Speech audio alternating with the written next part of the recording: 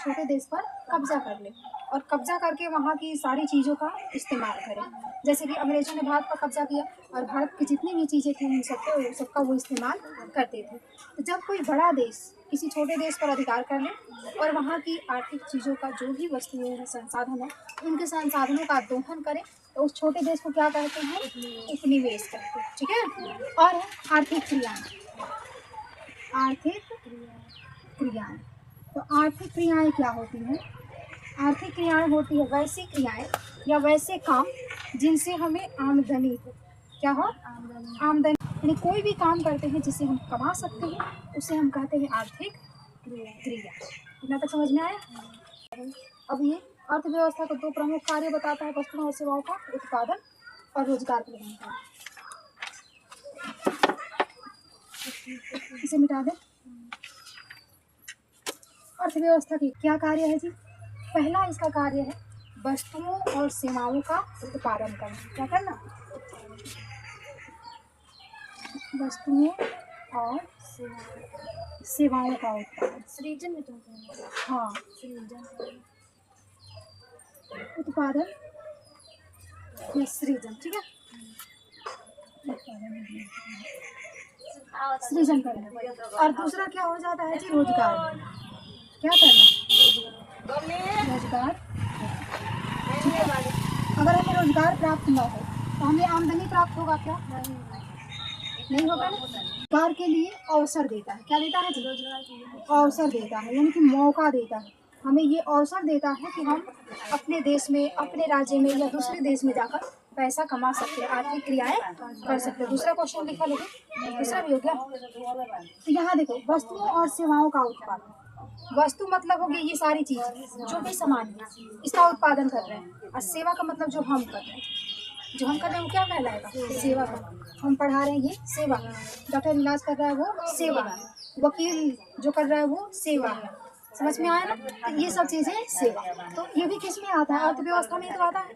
मतलब इन सब चीजों से आमदनी है, जो भी रुपया पैसा से। पहला है वस्तुओं और सेवाओं का उत्पादन या सृजन, और दूसरा है रोजगार के अवसर देना। रोजगार का अवसर कौन देता है? अर्थव्यवस्था देता है। रोजगार का अवसर कौन देता? अर्थव्यवस्था देता। अर्थव्यवस्था की परिभाषा बहुत लोग अलग अलग दी है। अर्थव्यवस्था का अर्थ होता है किसी राष्ट्र का संपूर्ण व्यवहार। आजीविका अर्जन की एक प्रणाली। मान लो कि आजीविका अर्जन बता रहे हैं, अर्जन की एक प्रणाली। क्या है अर्थव्यवस्था? आजीविका अर्जन की एक प्रणाली। कौन कहता है? ये कहते हैं ब्राउन। कौन कहते हैं? ब्राउन कहते हैं। ब्राउन कहते हैं कि अर्थव्यवस्था क्या है? आजीविका अर्जन की एक प्रणाली है। आजीविका अर्जन मतलब अपना जीवन, अपना खर्च चलाने के लिए पैसे कमाना। समझ में आया? यानी कि हम अपनी ज़रूरत पूरा कर रहे हैं, हमें जो शौक है वो पूरा करना है, भोजन चाहिए, रोटी कपड़ा मकान तो चाहिए ना। ये सब पूरा करने के लिए हम क्या करते हैं? पैसे रुपये कमाते हैं ना। तो ये क्या किस में आ जाएगा? आजीविका में। किस में आएगा? आजीविका में। तो अर्थव्यवस्था क्या? आजीविका अर्जन की एक प्रणाली। ये कौन कह रहे हैं जी? ब्राउन कह रहे हैं। आर्थिक क्रियाओं का योग। समझ में आ रहा है? अर्थव्यवस्था क्या है? आर्थिक क्रियाओं का योग। अर्थव्यवस्था के क्षेत्र कितने क्षेत्र होते हैं? 3। पहला है प्राथमिक क्षेत्र, दूसरा है द्वितीय क्षेत्र और तीसरा है तृतीय क्षेत्र। प्राथमिक क्षेत्र, ठीक है। प्राथमिक क्षेत्र में कृषि आ जाता है। कृषि प्राथमिक क्षेत्र में क्या आ जाएगा? कृषि आ जाएगा। प्राथमिक क्षेत्र में कृषि कौन कौन सी कृषि होती है? कृषि बहुत सारी चीजें होती हैं। ठीक है। कृषि मतलब समझ रहे हो? खाली अनाज बुनन, खेती करना। खाली अनाज, मुर्गी पालन करते हैं वो भी कृषि में आता है। मधुमक्खी पालन करते हैं वो भी कृषि में आता है। बकरी पालन कर रहे हैं वो भी कृषि में आ रहा है। कौन से क्षेत्र में आएगा? प्राथमिक क्षेत्र। इसीलिए प्राथमिक क्षेत्र को कृषि क्षेत्र भी कहा जाता है। कौन सा क्षेत्र? कृषि क्षेत्र। कृषि क्षेत्र भी कहा जाता है। ठीक है। और दूसरा है द्वितीय क्षेत्र। द्वितीय क्षेत्र, इसमें होता है विनिर्माण। क्या होता है? विनिर्माण का मतलब समझती हो? विनिर्माण का मतलब हुआ कि यहाँ से चीजें उठाए और यहाँ लाके नया चीज बना दिए। प्राथमिक क्षेत्र में क्या है? कच्चा माल है। कपास कहाँ मिलता है? प्राथमिक क्षेत्र में मिलेगा ना। कपास की खेती होती है, यानी कि रुई, वो कहाँ मिलेगा? प्राथमिक क्षेत्र में मिलेगा। और प्राथमिक क्षेत्र से हम उठाए और यहाँ ले गए कंपनी में, फैक्ट्री में ले जाकर हम उसका कपड़ा बना दिए, तो किस में आ जाएगा, विनिर्माण हुआ। अब विनिर्माण किस में आया, द्वितीय क्षेत्र। समझ में आया।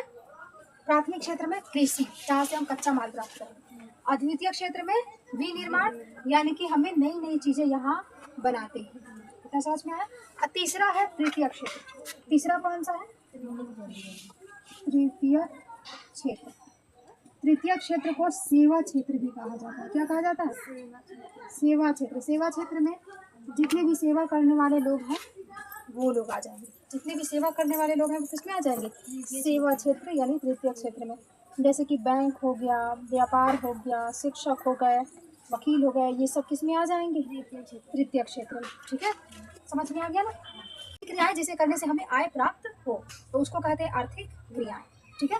और अर्थव्यवस्था के कितने क्षेत्र हैं, 3 क्षेत्र। कौन कौन से, प्राथमिक क्षेत्र, द्वितीय क्षेत्र, अद्वितीय क्षेत्र। प्राथमिक क्षेत्र को क्या कहते हैं, कृषि क्षेत्र। कृषि क्षेत्र भी कहा जाता है। कृषि क्षेत्र में क्या क्या कृषि होता है जी, खेती बाड़ी, मछली पालन, मुर्गी पालन, बकरी पालन, सारा चीज आ जाएगा कृषि क्षेत्र में। दूसरा है द्वितीय क्षेत्र। द्वितीय क्षेत्र में क्या होता है, विनिर्माण। यहाँ से कच्चा माल उठाएगा, यहाँ लाके नया चीज बना देगा, वो हो गया विनिर्माण। और ये है तृतीय क्षेत्र। तृतीय क्षेत्र में क्या आता है, सेवा क्षेत्र, यानी कि यहाँ जो लोग हैं वो क्या करते हैं, सेवा करते हैं। बैंकिंग भी क्या है, सेवा है। अर्थव्यवस्था के प्रकार, वो जो था वो अर्थव्यवस्था का क्षेत्र था।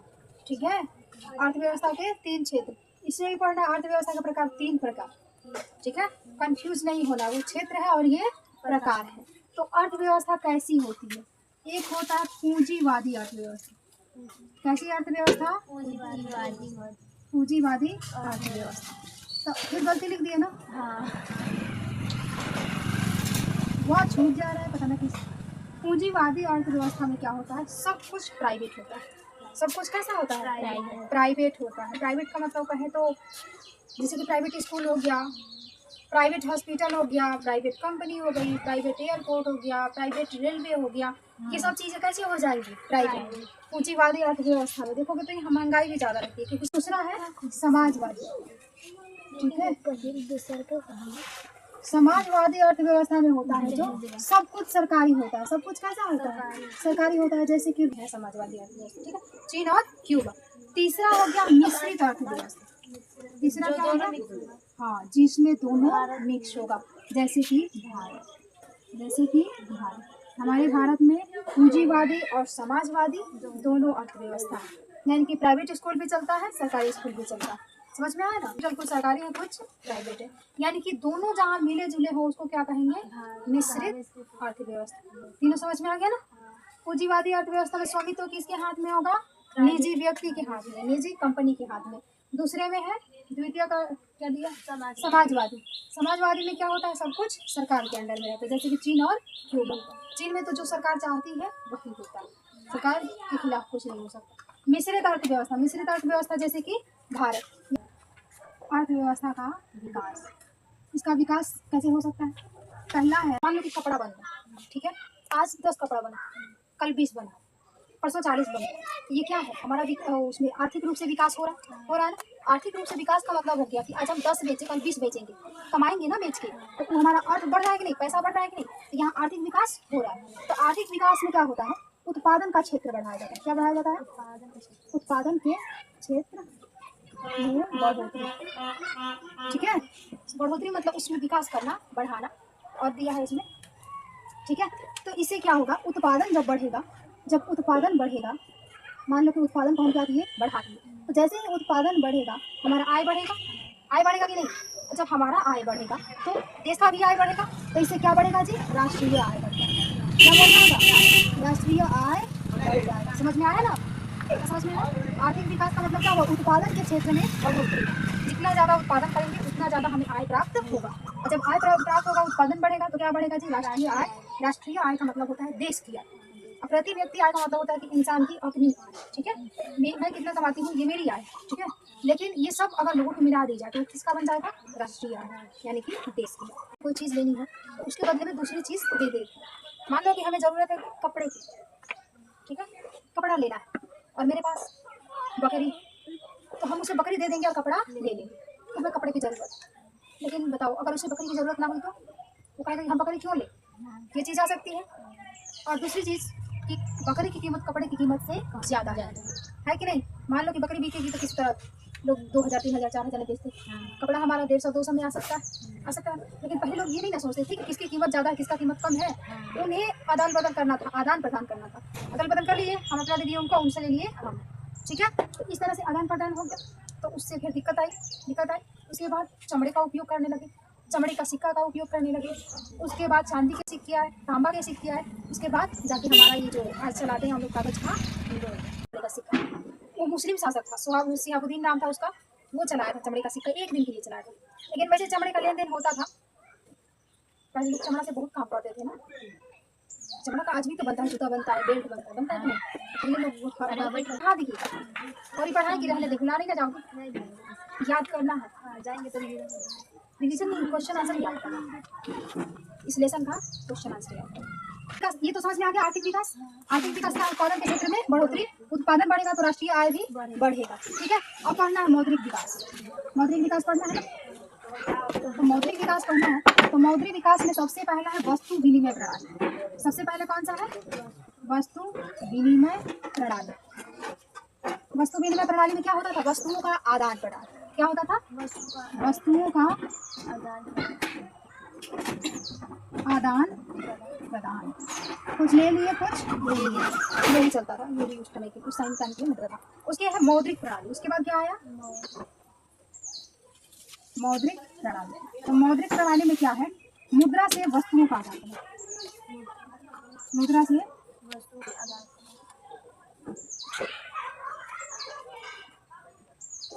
मुद्रा से वस्तुओं और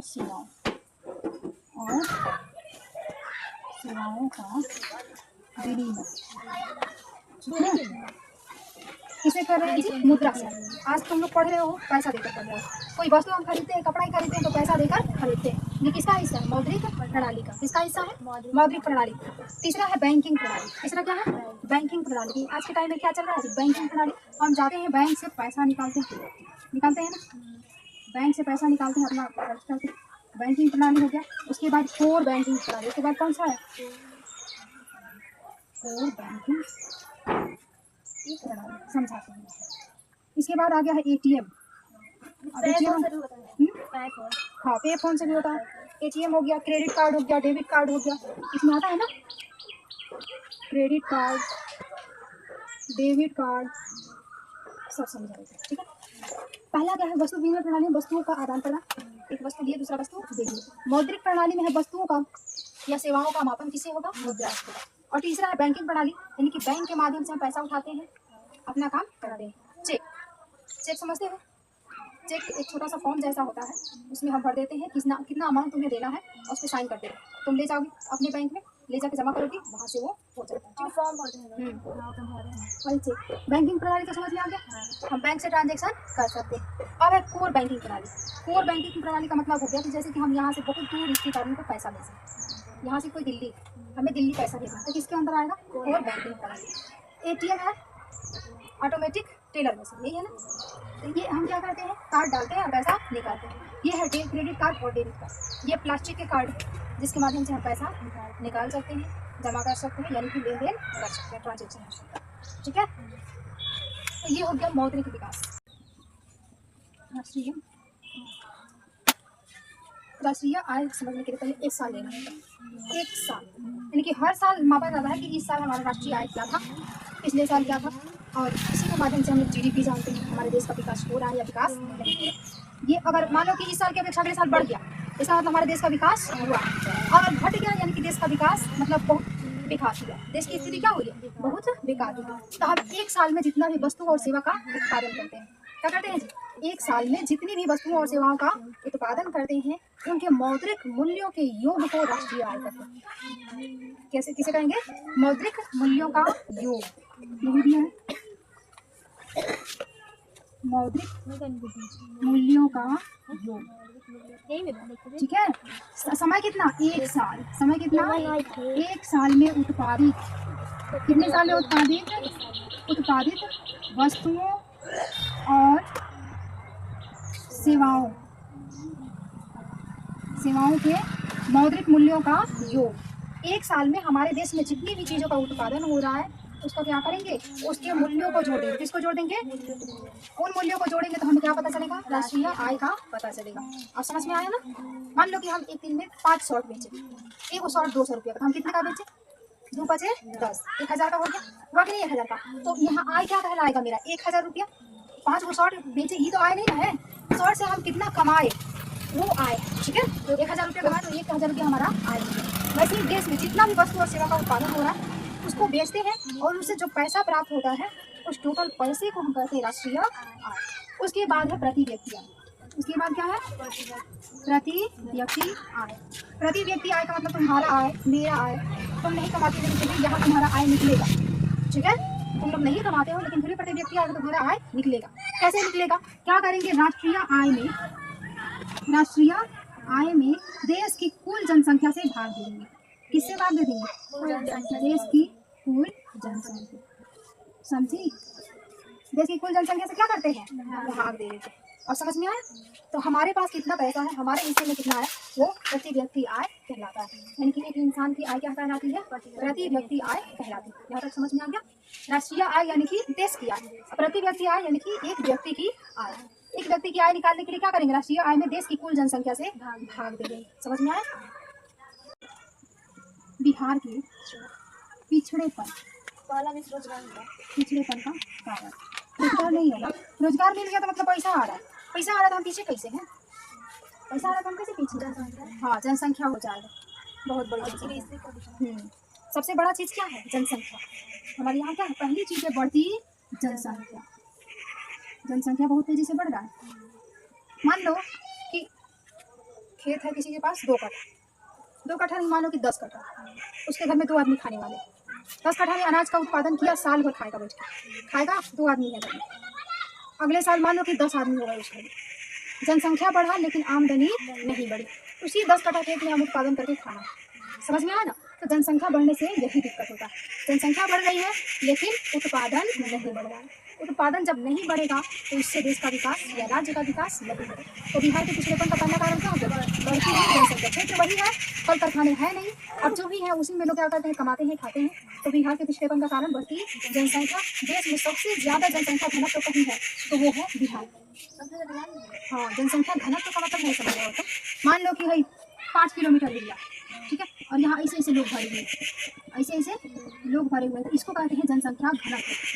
इसको क्या कहेंगे, जनसंख्या घनत्व। तो इसका मतलब है यहाँ घनत्व ज़्यादा है, यानी घनी आबादी है। कैसी है, घनी आबादी। मान लो कि इतना बड़ा क्षेत्र है ना, और ऐसे ऐसे लोग, यहाँ इससे ज़्यादा भी लोग होंगे लेकिन घनत्व इसका ज़्यादा नहीं होगा।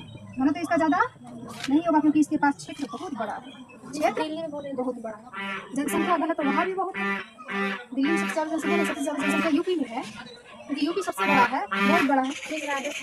राजस्थान क्षेत्र में बड़ा है। देखो अगर पूछे कि सबसे बड़ा राज्य, सबसे बड़ा राज्य, सबसे बड़ा राज्य कौन सा, राजस्थान। सबसे छोटा सा मतलब सबसे ज्यादा जनसंख्या,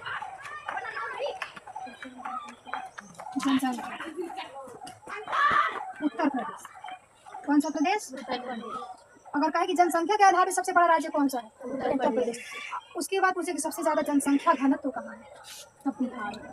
क्वेश्चन अगर पूछेगा सबसे ज्यादा जनसंख्या घनत्व, क्या जी, जनसंख्या घनत्व यानी कि घनी आबादी, तो हो जाएगा बिहार। समझ में आया। क्षेत्रफल की दृष्टि से क्षेत्रफल में सबसे बड़ा राजस्थान, जनसंख्या में सबसे बड़ा उत्तर प्रदेश, और जनसंख्या घनत्व सबसे ज्यादा बिहार। और समझ में आया, तीनों अलग अलग। ये समझ में आ गया ना। छोटे से क्षेत्र में 100 आदमी रहते हैं, मान लो कि ये 5 किलोमीटर के क्षेत्र में 100 आदमी रहते हैं, तो घना तो यहाँ ज़्यादा हुआ ना, घना लोग तो यहाँ हुए। मान लो कि वही 100 किलोमीटर में 100 आदमी रहते हैं, तो क्या यहाँ घना आबादी होगा, नहीं होगा। 1 किलोमीटर में 1 आदमी है, दूसरे किलोमीटर में दूसरा आदमी है, तो यहाँ घनत्व ज़्यादा नहीं होगा, ठीक है। तो पहला चीज़ क्या हो गया, जनसंख्या घनत्व। दूसरा है आधारिक संरचना का अभाव, आधारिक संरचना का अभाव यानी कि इंफ्रास्ट्रक्चर की कमी। दूसरा क्या हो गया, आधारिक संरचना का अभाव।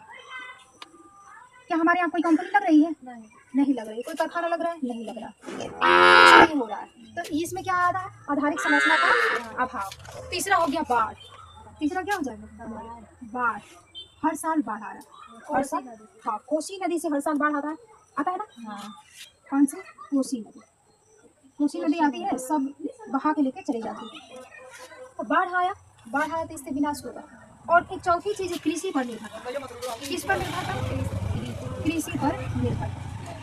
हमारे पास कुछ नहीं है ना ये है ना ये, और भी मतलब जनसंख्या तो ज्यादा है, जनसंख्या के हिसाब से हमारे पास काम नहीं है, तो आय भी नहीं है। ऊपर से जो बचा है वो कौन बहा के ले जा रही है? कोसी नदी। अब बताओ, मेरे पास कुछ बचा?